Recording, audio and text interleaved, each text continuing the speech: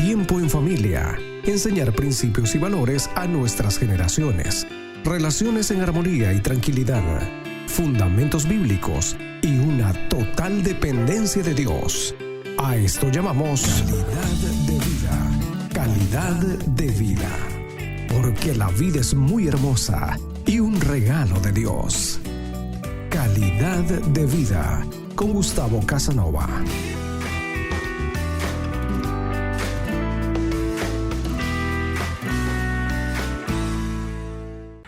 Distinguidos oyentes, es un gusto estar compartiendo con todos ustedes a través del Ministerio Calidad de Vida. Hoy tengo el privilegio de compartir con un hombre que he admirado muchísimo: el trabajo, la dedicación, una vida de integridad, pero pues ha accedido a la invitación. Muchísimas gracias. Estoy hablando con Mario Pucci Silvetti. Gracias, Marito, por acceder a la invitación. Gracias, querido Gustavo. Realmente un gusto, un privilegio estar contigo. Es un tiempo muy especial y a tu disposición para cualquier pregunta que tú tengas. Marito, usted ha estado estudiando teología, hizo el proceso de auditoría, pastor de la congregación cristiana. Mario, ¿cómo fue tu niñez? Una niñez un tanto difícil. ¿Ya? Porque mi papi murió cuando yo tenía 7 años. Ya. ¿No? Afectó la estructura familiar, porque obviamente teníamos un pilar muy grande con él, pero un infarto no permitió que siga ya con vida.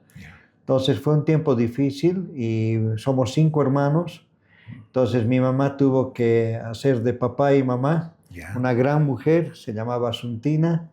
Una gran mujer, le tengo un testimonio enorme de lo que ella ha hecho, pero ha sido un tiempo en ese sentido difícil, ¿no? Ayudó a la familia, pero no había el papá, entonces afectó en los tiempos que uno lo necesitaba, su cariño, era muy cariñoso, muy dado, y un hermano que tengo mayor fue el que más sufrió la pérdida del papá. ¿Cómo te ha afectado el haberte criado sin papá? Sí, es buena tu pregunta. Los tiempos son diferentes. La familia era más ligada, es decir, había más nexo familiar. Entonces teníamos a los tíos, ¿no? En mi caso, a los hermanos mayores, ¿no? Mi mami, que lo hacía realmente demasiado bien, yo diría. Entonces se ha sentido en esa parte, ¿no? De esperarlo en la noche, esperarlo al mediodía, tener un tiempo con él, pero creo que sinceramente, al menos en mi caso, ha suplido toda esa familión, y además el barrio donde yo vivía era una familia, eran varias familias, pero que todos nos conocíamos, estábamos en una casa como estar en otra. Entonces creo que he tenido en ese aspecto, gracias a Dios, no he tenido tanto trauma, ¿no? O sea, he podido pasarlo un poco mejor. ¿En qué barrio vivías? Obrajes, aquí en la ciudad de La Paz. Sí. Qué interesante. Papá no estaba en la casa, mamá hacía el trabajo. ¿Y ustedes como hermanos qué es lo que hacían? Estudiar, porque también en ese sentido era diferente. Los tíos apoyaban a las pensiones, nos ayudaban en esa parte. Mi mami como ama de casa, ¿no? Pero un trabajo redobladísimo, porque tenía que cuidar de los 5 en los diferentes colegios y los días que iban pasando, pero ayudaba a la familia. Entonces hemos podido estudiar, salir de colegio y toditos prácticamente profesionales, ¿no? Qué interesante. ¿Tu papá te ha hecho falta? Sí, en la medida inicial y en la medida de un poco del tiempo, 14, 15 años. ¿No? Me hubiera gustado tenerlo, digamos, ¿no? Pero no recordaba tampoco demasiado esa niñez que podía haber sido si me hubiera tocado a los 14, 13 años, ¿no? Sí, es que lo que pasa es que también la niñez de ahora es muy diferente a la niñez de antes, ¿no? Muy diferente. Claro. La niñez de antes tenía una protección muy fuerte. Entonces, sufrías, pero no tanto como ahora ocurre, ¿no? en la necesidad, digamos, de un niño. En algún momento, al no haber papá, al ver a la mamá trabajar, te preguntaste, Dios, ¿por qué te llevaste, mamá? ¿Qué malo? ¿Qué ha pasado? ¿Por qué me has quitado a aquella persona que realmente yo admiro? ¿O todo has hecho pasar así nomás, como si nada Sí, pasara? exactamente lo que acabas de decir. No he sentido nada contra Dios. ¿Ya? No tenía algo que reclamarle, Ujú. ni pensaba en hasta ni pensaba en Dios. ¿Ya? Íbamos a misa, pero para mí era como ir a sentarme un rato, salir, la verdad, no tenía un pensamiento de Dios. Y lo ¿Ya? que sí, desde mis 14 años ya en vacaciones íbamos a trabajar, ¿no? Porque se necesitaba, digamos, tener propios recursos Ujú. y también nos instruían para que no ociosemos, ¿no? No tengamos tiempos así de Interesante. estar en vagancia, una cosa así. ¿En qué trabajabas? En la empresa Linale Weiss, en ventas, era vendedor de repuestos. ¡Wow! ¡Qué Sí, interesante! desde mis 14 años, las vacaciones. ¿Por qué me has dicho que a uno de tus hermanos le ha afectado mucho más a la ausencia de tu papá? Porque él tenía mucha más ligación, iban al estadio juntos. Mi papi era fanático del fútbol, uno de Ya. los primeros presidentes de Litoral, Oh, qué interesante. fundador. Entonces, mi hermano iba con él, vivía una etapa muy especial, ¿no? Ujú. Con esa relación íntima, Ya. más que el mayor, porque hay uno mayor todavía, ¡Wow! pero más que el mayor, él, porque le encantaba el fútbol, se lo recogía, se iban juntos, entonces él sufrió más. ¿Cómo fue la etapa? Actualmente dicen, la etapa de la adolescencia es la etapa del burro, porque a veces no sabes lo que quieres, no sabes lo que haces, te dejas influenciar de una u otra manera. ¿Cómo fue en ti tu adolescencia? Sí, ahí sí bastante difícil en esa parte, pero no de la familia. En la Ya, familia todo, gracias a Dios, bien. ya. En cuanto a los amigos, Ujú. en cuanto a lo que ahora llaman bullying, ¿no? Ya, En cuanto a amigos que, bueno, buscaban, ¿qué podríamos decir? Por ejemplo, inducirme en la pornografía, ya. ¿no? En la droga procuraron, pero no lo lograron, digamos, ¿no? Ujú. Era muy fuerte el carácter de mi mamá y Ya. entonces su presencia, gracias a Dios en ese sentido, no posibilitó aquello. Pero mi personalidad comenzaba a tener un vaivén, ¿no? Ujú. Y entonces los sufrimientos que uno podía tener con ciertos amigos, principalmente en el colegio, Ya. no era tan fácil de llevar. ¿Qué es lo que te pasaba? Por ejemplo, me sentía, por decir algo, como oprimido en muchos momentos, como despreciado, Ya, ¿no? Me sacaron de una mala manera, por ejemplo, en un coro que yo participaba, ujú, de una muy mala manera, ya, y entonces eso afectó mi forma de ser. Después, en el colegio donde estaba, que no estuve muy largo tiempo, pero eran como 6 a 8 meses que ujú, estuve yo. Entonces, en este colegio estaba como medio interno, pero la mayoría eran internos. Entonces, eso también creó en mí una zozobra porque no me querían, me apartaban, ¿no? Me wow, hacía a un lado. Y lamentablemente yo tuve que ver un momento difícil, ¿no? Para mis 15 años tenía. ujú, Vi a dos personas, no conocía muy bien el local donde era el colegio, y una mañana, por ir a una necesidad biológica, encontré que dos personas, un profesor y un alumno, estaban en una relación wow. muy íntima. Eso también afectó, porque eran las épocas, ahora uno puede ver de una manera, pero en Ujú. esa época era algo muy ofensivo el ver aquello. ¿Y eso te ha afectado a ti?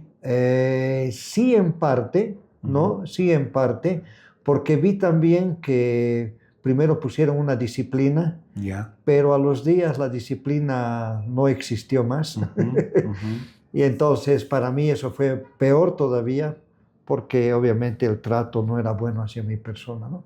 Me afectaron. Muchas veces dicen que todo lo que vemos, que todo lo que nosotros escuchamos, aún por las cosas que hablamos, nos afecta y está guardado en nuestro cerebro, que tarde o temprano eso llega, sale a la luz, el momento menos pensado. Mucho más por eso recomendamos a los jóvenes, no vean pornografía, porque tarde o temprano eso va a afectar, aún después de casados. Sí. Entonces, imagínate, un jovencito de 15 años ver todo eso, aunque en este siglo XXI tú haces un clic y ahí tienes todo prácticamente.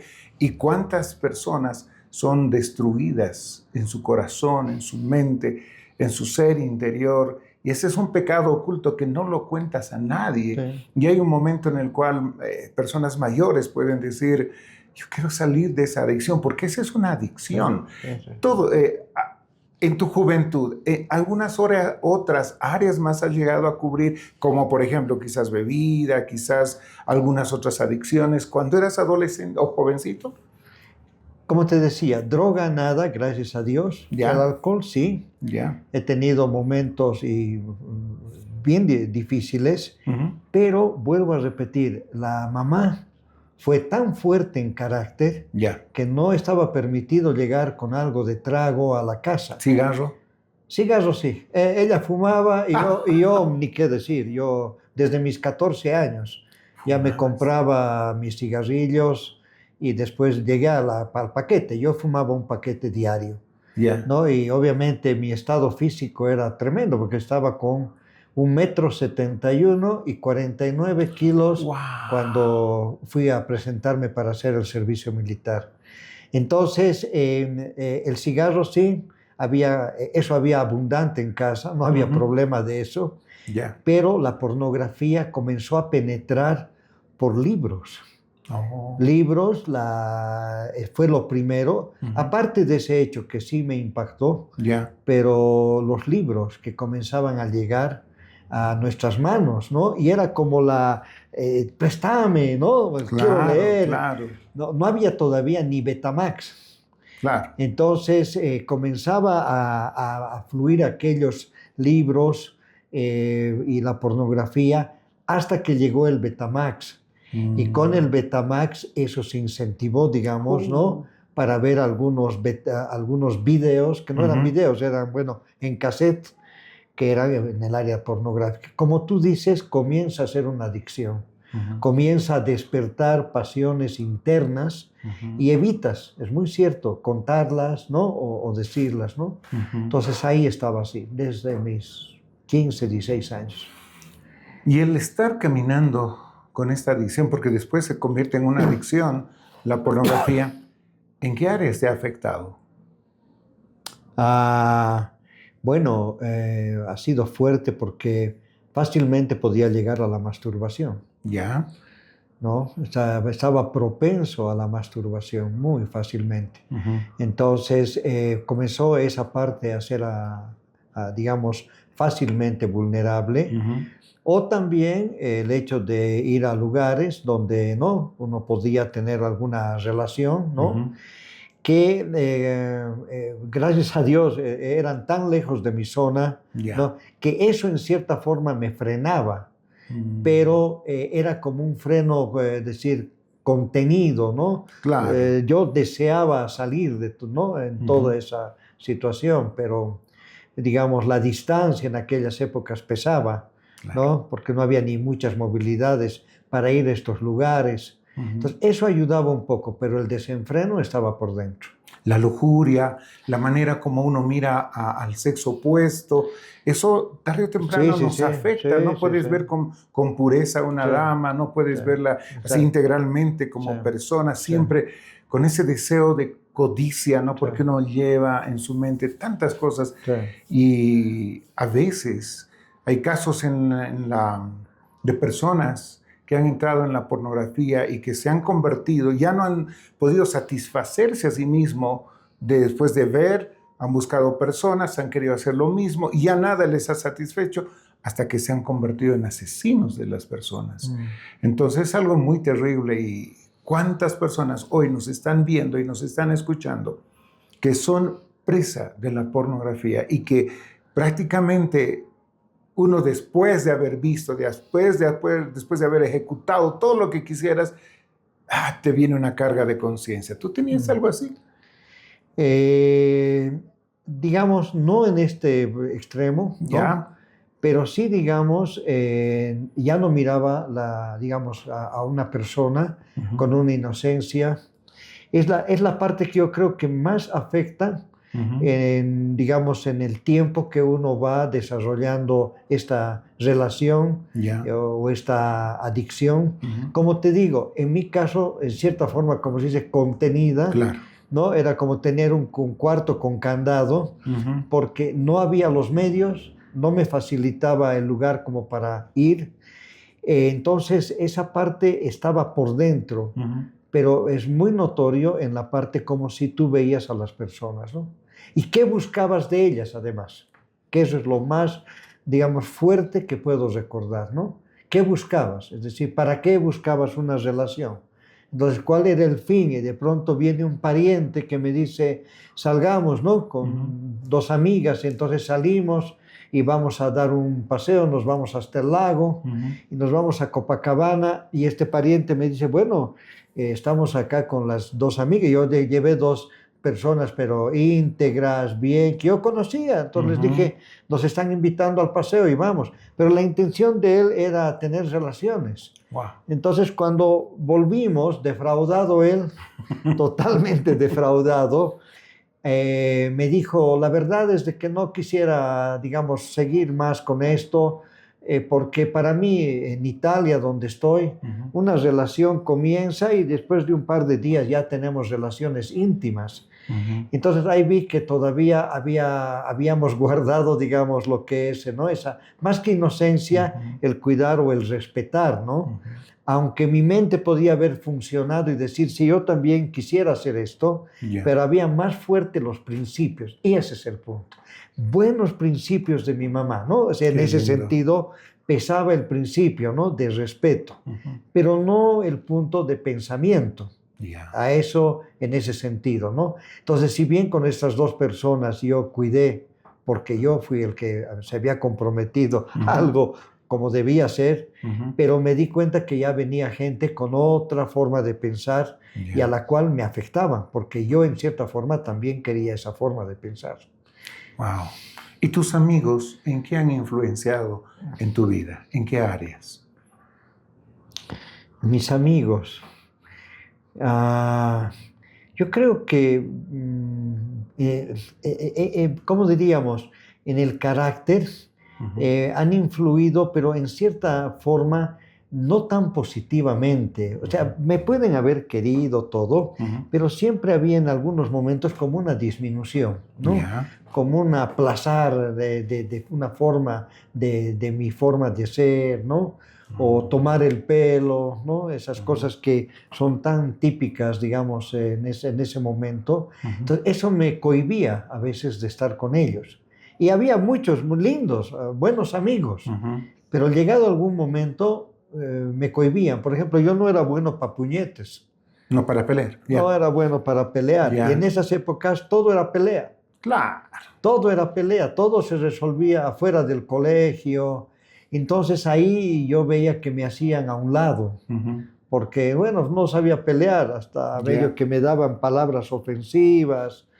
Esa ha sido una etapa un poquito larga, ¿no? Medio fea. A veces no quería ir a ciertos lugares porque sabía que me iba a exponer, ¿no? Y entonces era como, ralea de acá, no estés, ¿no? Entonces me sentía, mi personalidad ahí sí fue afectada, en ese lapso de tiempo. ¿Y a quién acudías cuando te sentías así? A nadie. ¿Qué hacías? Me lo tragaba. Pasaba el mal momento. Mi mamá no me iba a escuchar para esas cosas. Como digo, gran mamá para todo lo externo. Pero lo interno, ahí formaba ya hasta traumas, ¿no? Porque se formaba todo aquello, ¿no? Afectaba la parte íntima en mi vida, entonces ya no podía ni contarle. Y se fueron acumulando, ¿no? Situaciones en ese sentido. Muchas cosas guardadas en el corazón, en tu vida y en tu juventud. ¿Has tenido momentos difíciles? ¿Cuál fue el momento más difícil de tu vida? Claro, porque fue una continuación de cosas que yo iba almacenando, ¿no? Entonces, momento difícil fue los enamoramientos y los quiebres en estos, sobre todo un quiebre en un enamoramiento, cuando tenía creo que 19 o 20 años, que me afectó tremendamente, tremendamente, ¿no? Porque yo podía hacer cosas a mi manera, pero cuando me las hicieron a mí, ocasionaron un caos total. Wow. Total, total. O sea, y el punto es, Gustavo, que no había a quién acudir. O sea, yo digo, ahora es un privilegio que la gente joven, adolescentes, tienen consejeros. Exacto. Es decir, esto se ha abierto, un abanico enorme ahora. No, en esa época nada, cero. Es decir, aún los papás eran distantes, aún los que tenían papá y mamá. Todos te decían, no, con mi viejo hasta ahí nomás, ¿no? Claro. No tengo relación, muy poquito. Es decir, vivíamos tragándonos los malos momentos. Y este mal momento me duró como un año. No fue corto, no fue poco. Era un trauma interior, un trauma que lo seguía llevando. No era un trauma terminado y como pagar una deuda. Ya pagué la deuda, ya no me olvido. No, en este caso era un trauma que lo iba llevando, ¿no? Que me iba exponiendo. ¿Y tu reacción al tener, porque finalmente cuando ocurre eso uno se siente despreciado, ¿no? Es que no valgo para ella, no sirvo para ella, no he tenido la capacidad suficiente, la hombría de retener, no soy bueno, soy feo, no sirvo para nada. ¿Cómo todo eso llega a acumularse en uno? Y uno a veces, muchas personas se dedican a la bebida, otros se dedican a la droga, otros... En el caso tuyo, ¿cómo fue?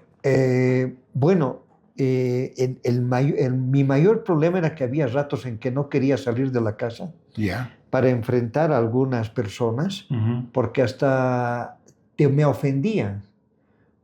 Te ha hecho cuernos. O sea, ¿se ha enterado todo? ¿Se han enterado claro, de porque eso? el barrio se enteraba todo. O sea, no era un lugar como ahora. Ahora uno pasa por obrajes y nadie sabe quién es quién. Exacto. No, en esa época todos sabíamos todo. Éramos, yo estimo, unas 30 familias ligadas, ¿no? Obviamente cada quien en su casa, pero nos conocíamos y si pasaba algo lo conocía el de lado. Es decir, no había casi secretos y entonces... Yo no quería ir a muchos lugares porque saltaba esa cosa, ¿no? Te han hecho cuernos, ¿no? Y antes, o ya cuando me veían, ya el epíteto me lo lanzaban, entonces me afectaba.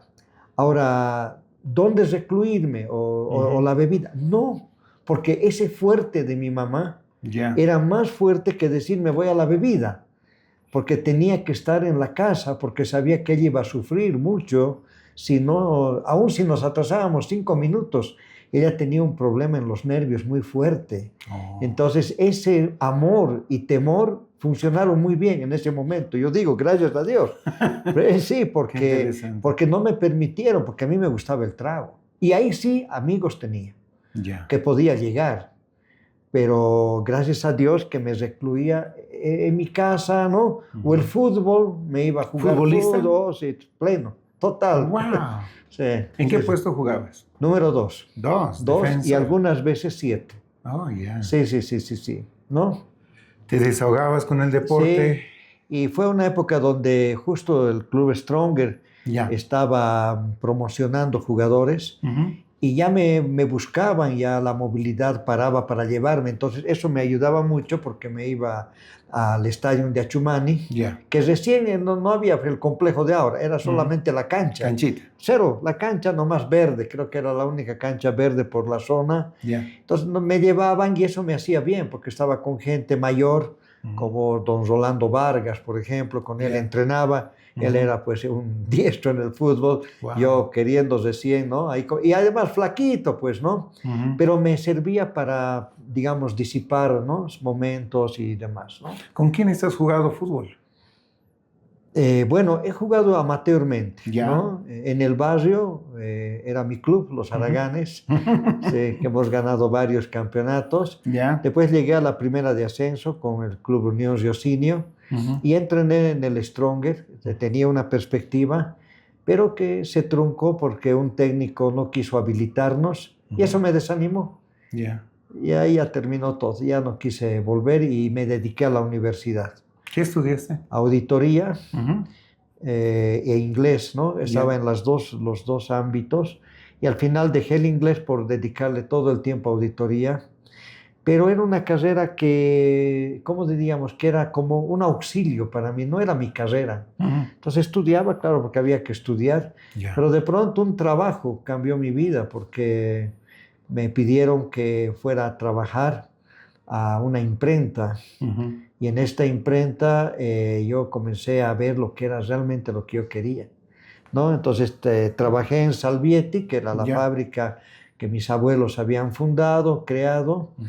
Trabajé ahí, pero cuando llegué a la imprenta, ¿no? Con un gran amigo que tengo, Jorge Vázquez, Ya. ¿no?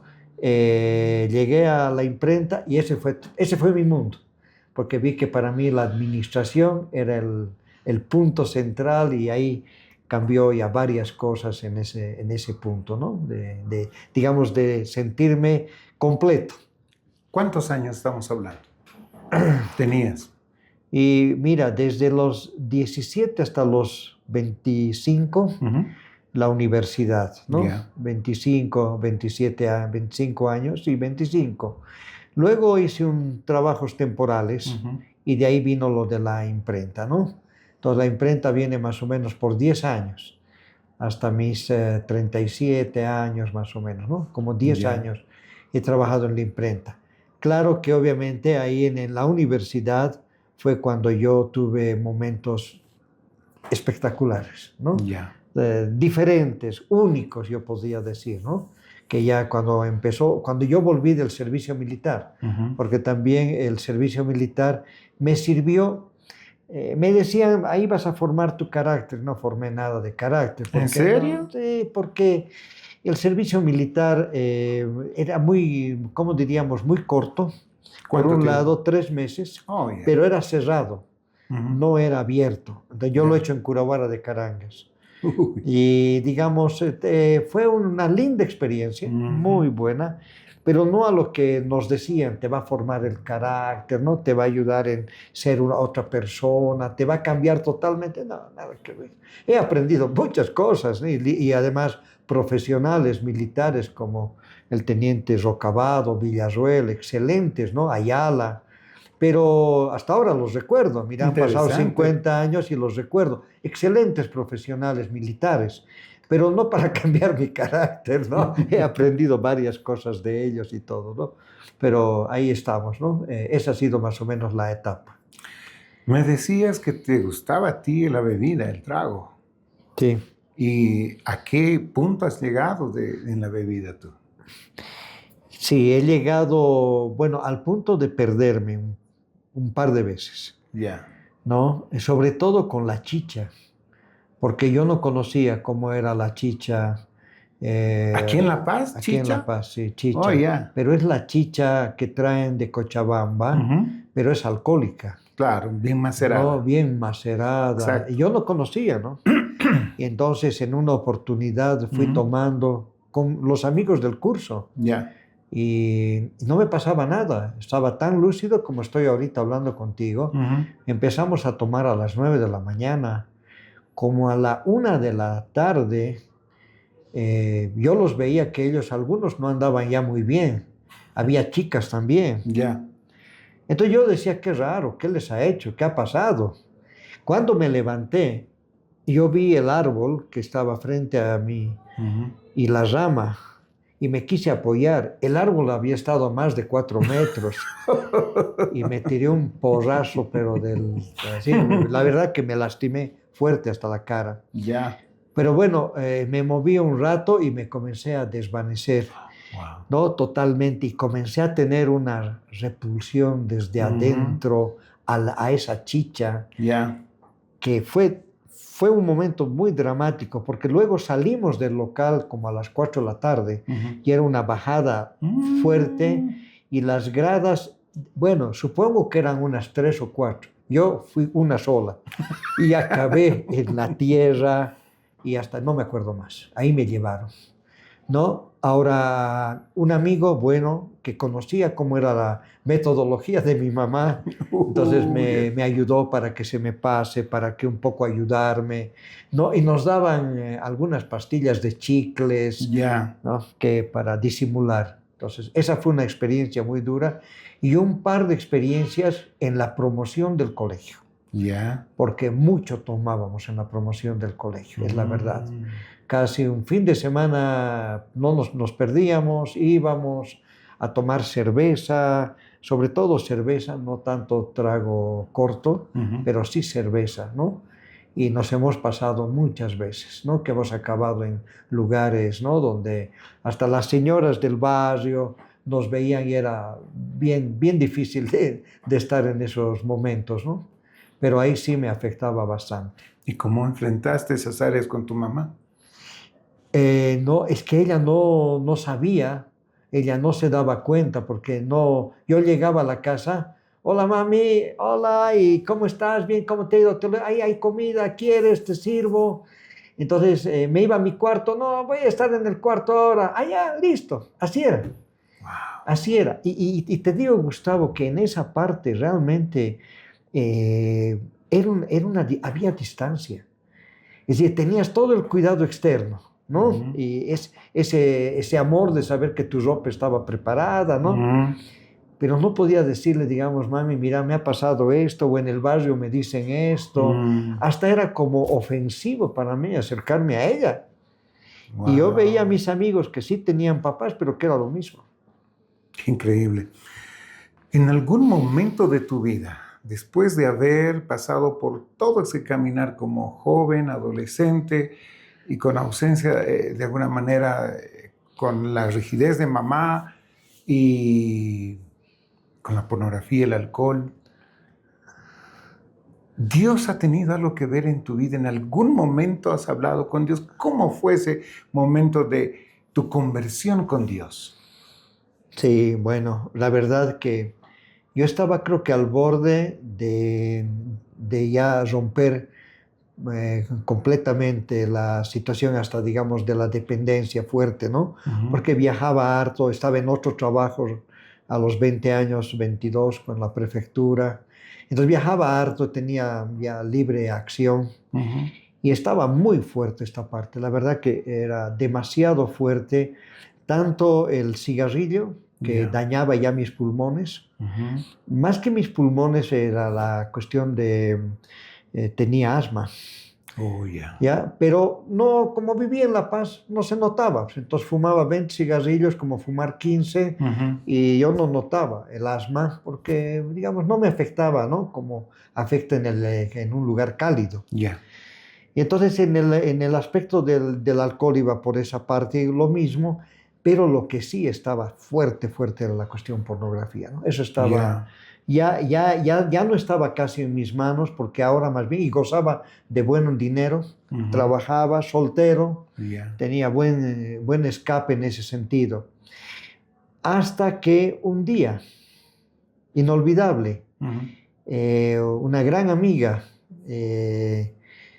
Cintia de la Riva. Ya, Cintia. Cintia, yo llegué a la universidad e hice un puente para entrar a auditoría justamente. En Ujú. ese puente la conocí a Cintia Ya. y comenzamos a charlar todo. Y un día ella me dijo, queremos hablar contigo. Entonces, con una amiga, Ujú. yo le dije ya de mi trabajo bajo y yo dije, ¿de qué me hablará? Teníamos una charla normal, Ujú. ¿no? Nos veíamos solo en una materia. Entonces fui a la casa de ella y Ujú. estaba esta amiga. Ya. Y esta amiga con ella me comenzaron a hablar de Dios, me comenzaron a hablar del Evangelio. Y para mí era algo de locura, porque yo primera vez que escuchaba, primera vez del Evangelio, Ya. en el año 73, se olvidaba decirte, llegó Ruibal, 71, Carlos Ruibal. Ruibal.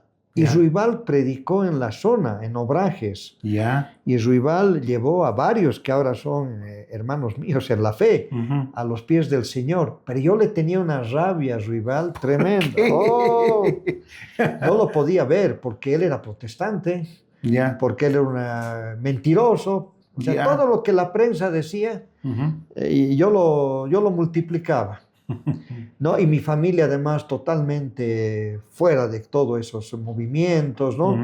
Todo lo que se tocaba al catolicismo era grave. Ya. Entonces, si bien yo iba a misa, pero ahí estaba y salía, pero yo tenía, digamos, un apego a la Virgen de Copacabana. Ya. Ahí sí tenía apego. Llevaba velas, ¿no? Y demás, iba en moto, hacíamos el viaje para estar en aquello. Entonces, cuando llegó Ruibal, yo quise interrumpir inclusive una de sus prédicas, ¿Sí? con un grupo de amigos. Este fue un momento muy especial para mí porque realmente Dios obró de una manera que hasta el día de hoy digo, Señor, ¿qué has hecho? Porque yo quería organizar a un grupo de personas para ir a interrumpir la prédica Wow. el día sábado. Nadie podía venir a nuestras plazas, era nuestra plaza. Cualquiera que venía teníamos la facilidad de sacarlo. Otro grupo juvenil, obviamente grupos juveniles, ¿no? Pero con la llegada de Ruibal yo dije, no, a este hay que estorbarlo, a este hay que sacarlo. Y el día viernes yo bajaba de mi trabajo, justo del Linale Valls, y los vi ahí con Ruibal. Vi a este hombre de blanco y un montón de gente. Ah, no, pues llegué a mi casa y al día siguiente monté en cólera y me salí, porque nos reuníamos cada sábado 20, 30 amigos jóvenes para jugar fulbito, que es lo que más, digamos, buscábamos. Y a lo que iban llegando, justo lo agarré a un amigo y le digo, oye, ayer ha venido este predicador. Ah, sí, me dice. Sí, le digo, sí, me dice, sí, claro, yo lo sé bien, me dice. Yo quisiera juntar un grupo más de amigos acá, ¿no? Con los chicos, y vamos y lo hacemos, no le permitimos que predique, esa era la cosa, no permitirle.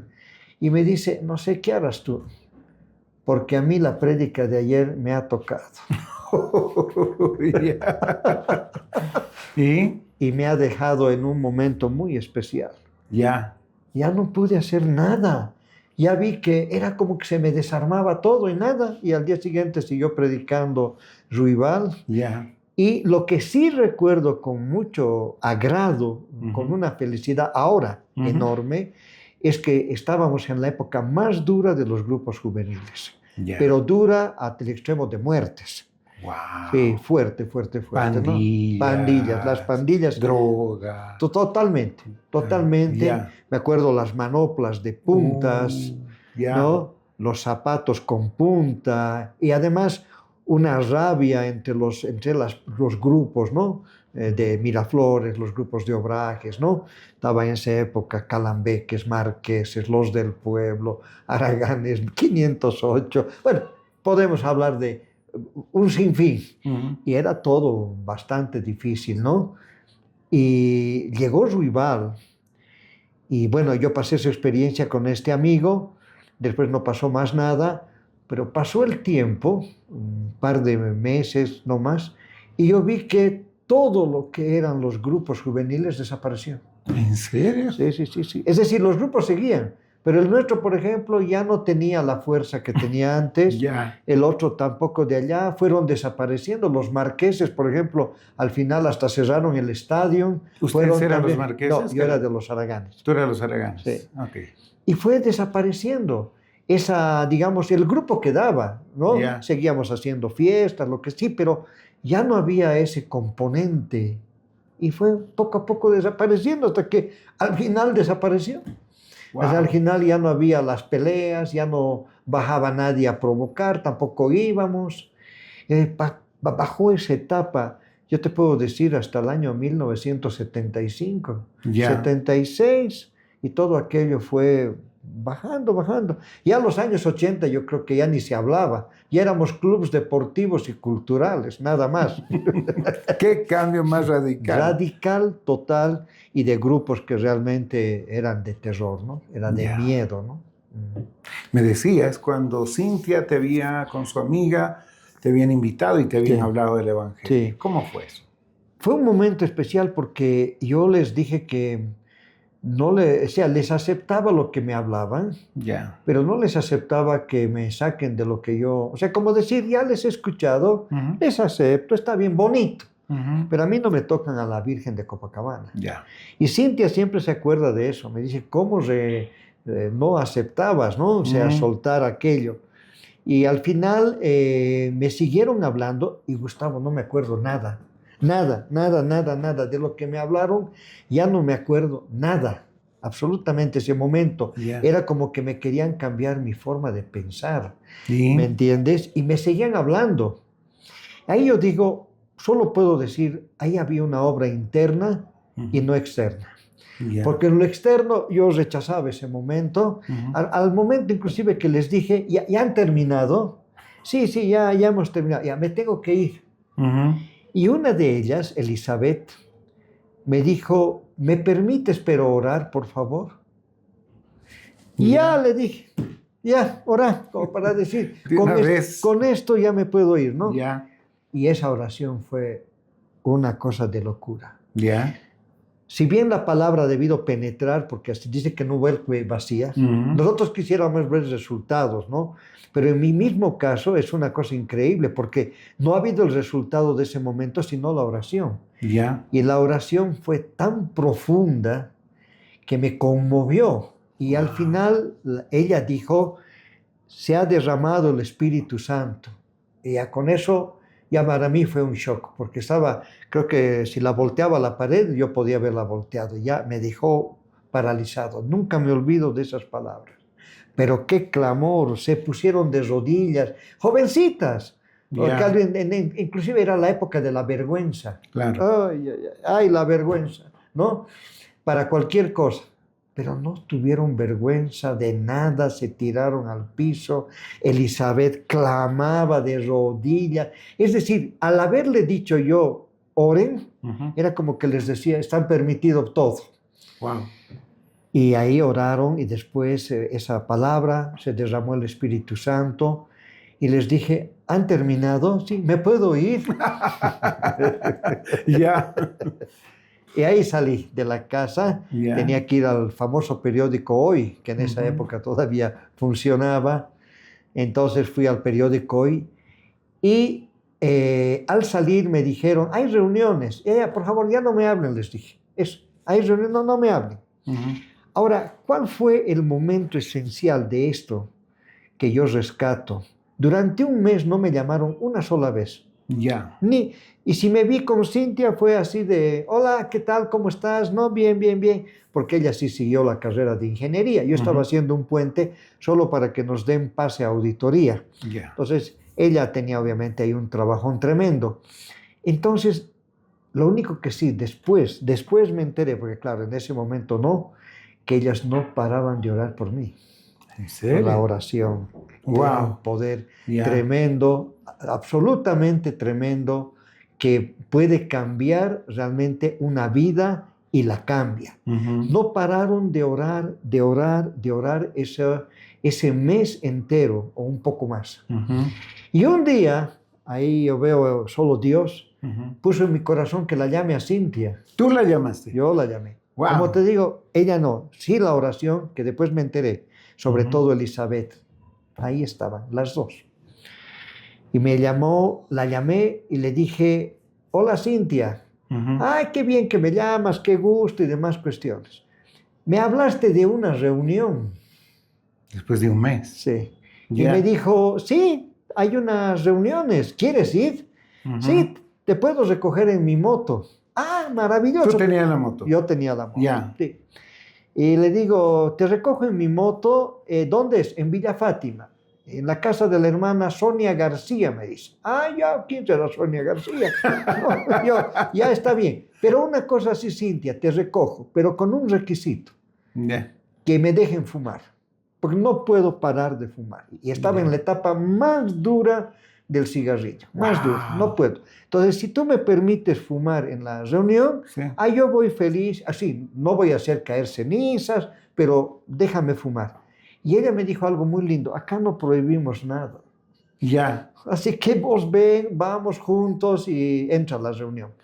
Entré a la reunión y no tuve, bueno, no solo que ni pensé en el cigarro, la alabanza me transformó la alabanza. Ya. Si bien no conocía ninguna letra y tampoco había écranos como ahora, pero comenzó a llenarme, comenzó a mostrarme. No sé quién habrá compartido, no lo conocía nunca a Johnny Dueri, pero pese que era vecino, estábamos a 2 cuadras, pero él no era de mi club, ¿no? Entonces, a ese día lo conocí, a Johnny, ¿no? Creo que él tal vez dio algún mensajito, pero más enfocada estaba esa reunión a la alabanza. Y al salí y le dije, estoy asombrado y nada más.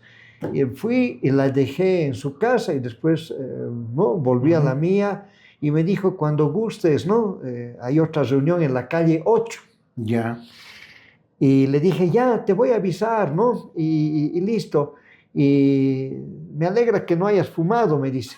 Sí, le digo, la verdad que no me vino ningún deseo, pero ahorita sí ya estoy con el deseo porque ya me vio con el cigarrillo que me ponía a la boca. Ahí terminó nuestro diálogo.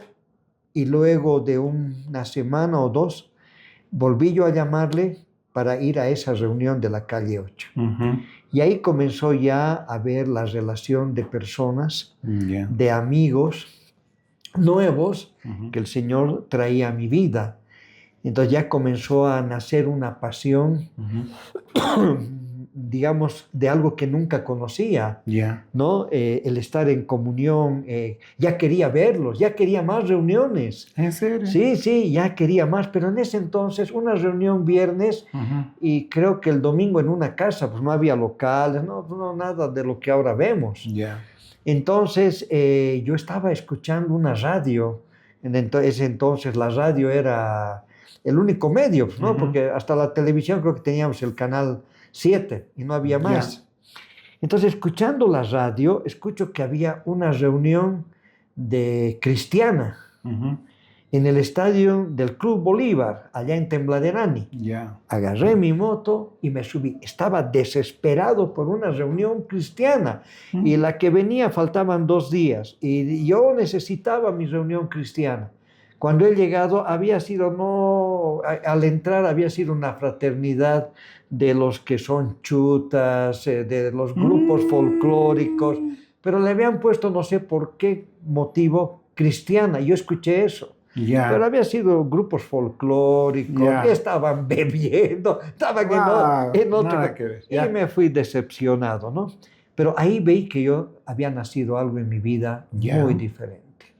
Yo quisiera invitarte a que tú puedas orar por aquellas personas y les des una palabra a aquellas personas que han perdido la esperanza de su vida, de su matrimonio, que sus debilidades han sido más fuertes y hasta el día de hoy están siendo presa y quizás algunos están a punto de quitarse la vida. ¿Qué les dirías?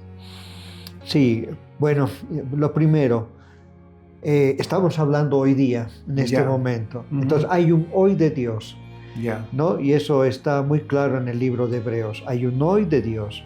Y la palabra en tantos lugares, sobre todo en Malaquías, nos habla de la misericordia de Dios que se hace propicia cada mañana. La primera cosa. La segunda, que Dios no se cansa de inclinar su oído para escucharnos.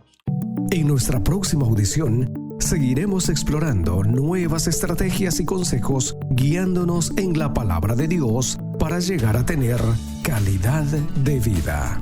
Nuestro objetivo, construir relaciones sanas, en armonía y con total dependencia de Dios. Quedaremos en espera de vuestros comentarios, preguntas o solicitudes sobre nuestras conferencias. Llama al 240-478-5347.